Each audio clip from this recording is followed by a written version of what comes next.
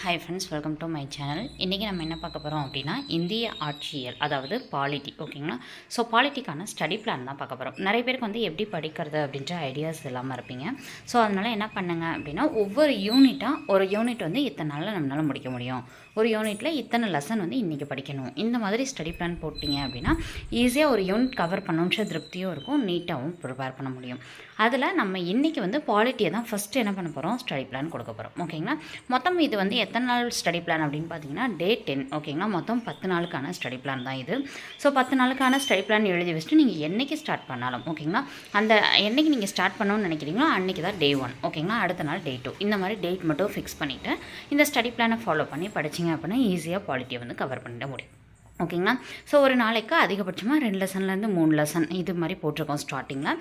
எண்டிங்கில் ஒரு நாளைக்கு 4 லெசன்ஸ் போட்டிருப்போம். ஏன்னா ஸ்டார்டிங்கில் டக்குன்னு பிக்கப் பண்ணுறது கொஞ்சம் கஷ்டமாக இருக்கும். அடுத்து கொஞ்சம் கொஞ்சமாக ஒரு 5 டேஸ் நல்லா ப்ராக்டிஸ் பண்ணி படிக்க ஆரம்பிச்சிட்டிங்க அப்படின்னா அடுத்து கொஞ்சம் ஈஸியாக ப்ரிப்பேர் பண்ணிடலாம். ஸோ லாஸ்ட்டில் வந்து ஒரு 2 நாளைக்கு மட்டும் 4 லெசன்ஸ் வந்து கொடுத்துருப்போம். ஓகேங்களா? ஸோ இப்போ ஸ்டடி பிளான் பற்றி பார்த்துடலாம். டே 1 6ஆம் வகுப்பில் இருக்கக்கூடிய இந்திய அரசியலமைப்பு சட்டம் அந்த பாடமும், 10ஆம் வகுப்பில் இந்திய அரசியலமைப்புன்னு ஒரு பாடம் இருக்கும் அந்த பாடமும், 12ஆம் வகுப்பில் இந்திய அரசியலமைப்புன்னு ஒரு பாடம் இருக்கும். ஸோ இந்த 3 டாப்பிக்கும் ஒரே டாபிக் கீழே வரக்கூடியது. ஓகேங்களா? இந்த 3ஐயும் படித்து நோட்ஸ் எடுத்து வச்சுக்கோங்க. ஓகேங்களா? ஸோ நோட்ஸ் அப்படின்றது வந்து புக்கில் இருக்க எல்லா பாயிண்ட்ஸும் அப்படியே ஃபுல்லாக எழுதுறது கிடையாது.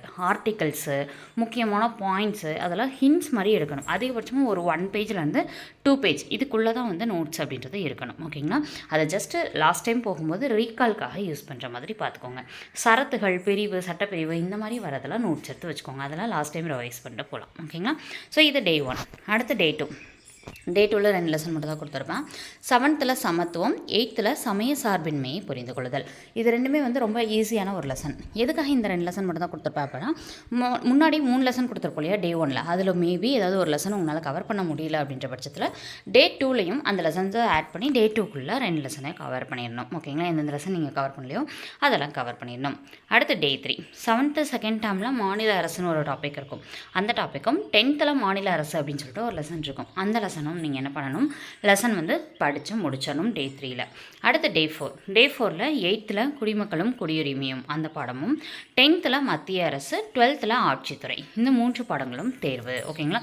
ஸோ ஏன்னா ஆட்சித்துறை வந்து மத்திய அரசு ரிலேட்டடாகவே வரும். ஸோ அப்போ நீங்கள் நோட்ஸ் எடுக்கிறதுக்கு ஈஸியாக இருக்கும். அடுத்தது டே 5. டே 5ல் 8th மாநில அரசு, 12th சட்டமன்றம். மாநில அரசை பற்றி ஆல்ரெடி நீங்கள் டே 3ல் படிச்சிருப்பீங்க, 7th 10th. அதனால் இது சும்மா ஜஸ்ட் ஓவராலாக பார்க்குற மாதிரி தான் இருக்கும். ஸோ அதனால தான் 12th சட்டமன்றம் கொடுத்துருப்பேன். அப்போ 12th கொஞ்சம் டைம் எடுக்கும். ஓகேங்களா? அந்த மாதிரி இருக்கக்கூடிய டாபிக்ஸ்.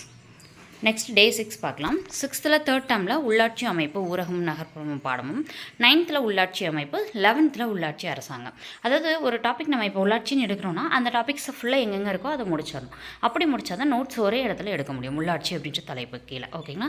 ஸோ இந்த மாதிரி நோட்ஸ் எடுத்து ப்ரிப்பேர் பண்ணுங்கள். அப்போ ஈஸியாக இருக்கும். அப்போ என்ன பண்ணணும், இந்த 3 லெசனுக்கும் சேர்த்து 1 or 2 பேஜஸ். ஓகேங்களா? இப்போ டே 1 அப்படின்னா அதுக்கான நோட்ஸ் வந்து 1 or 2 பேஜஸ் தான் இருக்கணும்.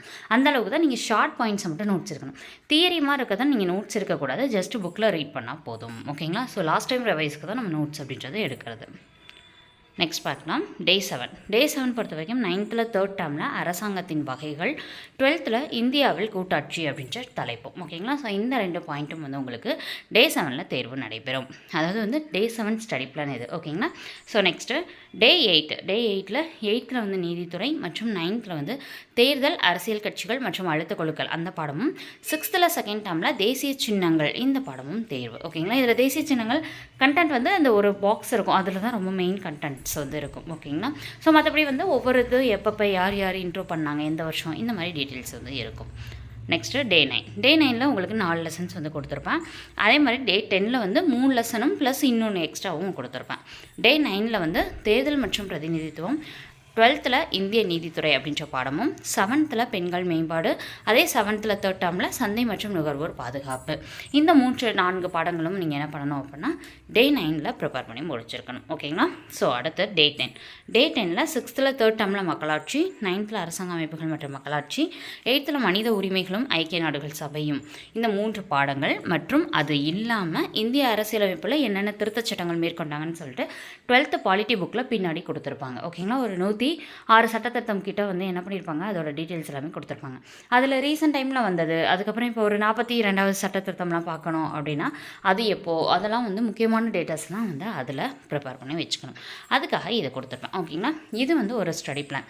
மொத்தம் 10 நாள். நீங்கள் என்றைக்கு ஸ்டார்ட் பண்ணாலும் சரி, அந்த ஸ்டார்ட் பண்ணுற டேட்லேருந்து டே 1 அப்படின்னு சொல்லிட்டு டேட் மட்டும் சேஞ்ச் பண்ணி என்ன பண்ணிக்கலாம், இது நீங்கள் ஒரு ஸ்டடி பிளானை யூஸ் பண்ணிக்கலாம். இதில் வந்து டெஸ்ட் பேட்சஸ்மே நம்மள்ட்ட அவைலபிளாக இருக்குது. ஓகேங்களா. இந்த டெஸ்ட் பேட்சில் ஜாயின் பண்ணோம் அப்படின்னு நினச்சிங்க அப்படின்னா நம்மளோட டெலகிராம் சேனலில் ஜாயின் பண்ணிட்டு நம்மளுக்கு டெக்ஸ்ட் பண்ணுங்கள், நான் ரிப்ளை பண்ணுறேன். தேங்க்ஸ் ஃபார் வாட்சிங்.